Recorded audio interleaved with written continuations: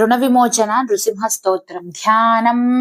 वागीशायस्य वदने लक्ष्मीर्यस्य च वक्षसि यस्यास्ते हृदये संवित्तं नृसिंहमयम् अहं भजे अधस्तोत्रम्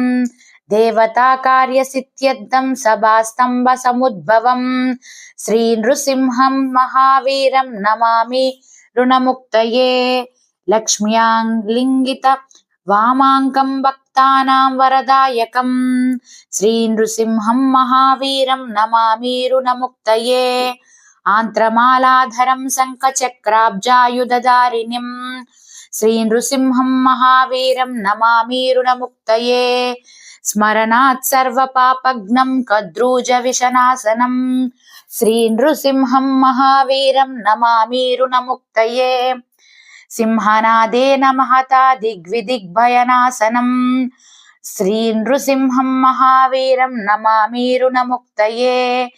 प्रह्लादवरद श्रीशं दैत्येश्वर विदारणं श्री नृसिंहं महावीरं नमामि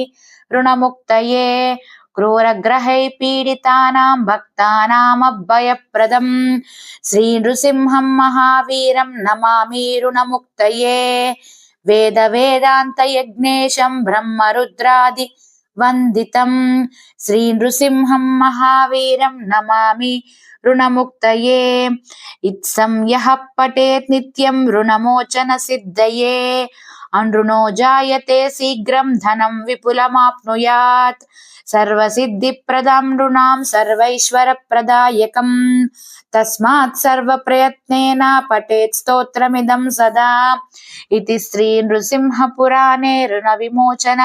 श्री नृसिंहस्तोत्रं सम्पूर्णम्।